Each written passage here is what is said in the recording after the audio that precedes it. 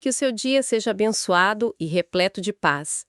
Bem-vindas e bem-vindos a mais uma análise aprofundada. Hoje a gente vai mergulhar no capítulo 10 do livro de Provérbios. E para nos guiar, nós estamos usando aqui os comentários e as notas de duas Bíblias de estudo bem conceituadas, a Holman e a Nova Almeida Atualizada. A nossa missão aqui é entender os contrastes, sabe? Que este capítulo apresenta de forma muito clara. O justo contra o ímpio, o sábio contra o tolo. O dirigente contra o preguiçoso. Exato. E o interessante é que aqui o livro muda de estilo, né? Muda completamente. Ele sai daqueles discursos mais longos e entram numa série de frases curtas, diretas. São quase como pílulas de sabedoria, né? Depois de construir a base nos primeiros capítulos, agora é a aplicação no dia a dia. Cada verso é uma pequena joia. Perfeito. Então, vamos começar a desembrulhar isso. O capítulo já começa de um jeito muito íntimo, sabe? Bem no coração da família. O primeiro verso diz: "O filho sábio é a alegria do seu pai, mas o filho tolo é a tristeza da sua mãe." Isso já tira a sabedoria do plano das ideias, né? E coloca na nossa mesa de jantar. E essa é a genialidade do texto. Ele mostra que as nossas escolhas de caráter, elas têm um impacto direto, um impacto emocional profundo naqueles que estão mais perto. Sabedoria e tolice não são conceitos abstratos. Eles geram alegria ou tristeza real dentro de casa. E quem é esse tolo? É importante definir isso, né? É crucial. A palavra hebraica é euil, e as nossas fontes elas são unânimes nisso. Não se trata de alguém com pouca capacidade intelectual. Não é sobre ser burro, então. De forma alguma. Descreve alguém moralmente deficiente, alguém teimoso que se recusa a ouvir conselho, a aceitar correção. Nossa, isso é fundamental. Então, desde o primeiríssimo verso, a conversa não é sobre QI. Não. É sobre caráter. Não é o quão inteligente a pessoa é, mas o quão ensinável ela é. Precisamente. A tolice, para o Provérbios, é uma postura de vida, sabe? Uma teimosia. E a sabedoria é o oposto, é essa abertura para aprender, para corrigir o rumo. É uma questão de coração, não de cérebro. E falando em aplicar isso na vida, o capítulo logo pula da família para o bolso. O verso 4 é muito direto. O que trabalha com mão ociosa fica pobre, mas o que trabalha com diligência enriquece. Parece quase uma fórmula, né? Parece. Mas aí que tá. O capítulo nos desafia a olhar mais fundo. Se fosse só isso, seria um manual de autoajuda bem simples. Só que o verso 2, que vem um pouco antes, já coloca um grande porém nisso tudo. Qual seria? Ele diz: os tesouros conseguidos de forma injusta não servem para nada. Então sim, o livro valoriza o trabalho duro, mas ele está ainda mais interessado na integridade por trás da riqueza. O foco não é só enriquecer. É o como essa riqueza é construída. Exatamente essa tensão que o texto constrói. A diligência é o motor, mas a justiça é o trilho. Um motor potente fora do trilho só causa destruição, sabe? Entendi. O texto sugere que a riqueza injusta é vazia, não traz benefício real. Já a justiça, ela livra da morte. Ela tem um poder de proteção que o dinheiro sujo não tem. E aqui é onde fica, para mim pelo menos, muito interessante. Porque o verso 22 parece que vira a mesa de novo. O verso 22. Ele é chave. Ele diz: "A bênção do Senhor é quem enriquece e ele não acrescenta dores." Peraí, o verso 4 diz que é a minha diligência que me enriquece, o verso 22 diz que é a bênção de Deus. Então, qual dos dois é o fator decisivo? É o meu esforço ou é a ação divina? Como é que as Bíblias de estudo conciliam isso? Essa é a pergunta de $1 milhão.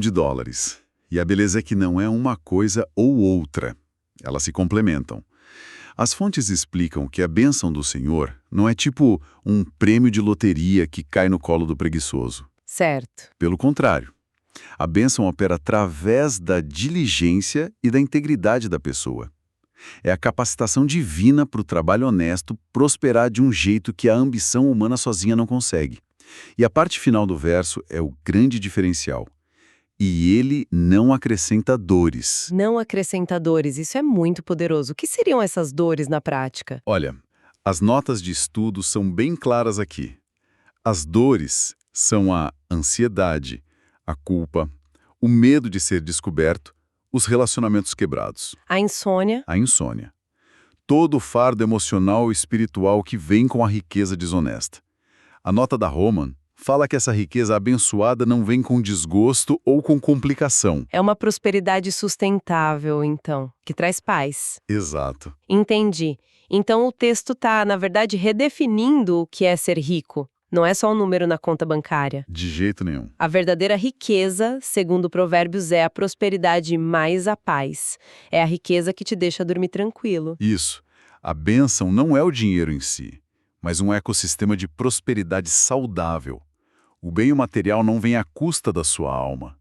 Isso é uma virada de chave completa na nossa ideia de sucesso, né? Total. E essa dor que acompanha a riqueza injusta, eu imagino que muito dela venha do que a pessoa precisa dizer para chegar lá. Com certeza. As mentiras, as meias-verdades. O que me leva a um tema que martela o tempo todo nesse capítulo: o poder das palavras. A boca, os lábios, a língua, tá por toda parte. É uma transição perfeita. Porque os temas estão todos ligados. O caráter molda o trabalho e os dois se manifestam na fala. O verso 11 diz: A boca do justo é manancial de vida, mas na boca dos ímpios se esconde a violência. Olha só o contraste. Uma fonte de água pura contra algo que esconde destruição. Exato. O livro ensina que a fala é um diagnóstico do coração. O que sai pela boca é um transbordamento do que está lá dentro. Gosto dessa ideia de diagnóstico. Então não é sobre aprender um roteiro para dizer as coisas certas. Não é sobre técnica de comunicação. É sobre ter um coração saudável de onde as palavras certas fluem naturalmente. Isso me lembra o verso 19. Qual deles? Na multidão de palavras não falta transgressão, mas o que modera os seus lábios é prudente. Nossa, isso é um conselho de ouro para a era das redes sociais, não é? Totalmente. É um alerta atemporal contra a impulsividade verbal. O mundo incentiva a gente a dar opinião sobre tudo o tempo todo. E Provérbios chama prudência. Exato. Falar menos e pensar mais. As notas sugerem que a sabedoria não é ter a resposta para tudo, mas saber quando ficar em silêncio. A imagem que o verso 20 usa da língua do justo ser como prata escolhida, isso é muito forte. Algo precioso, refinado. Sim, enquanto o coração dos ímpios vale muito pouco.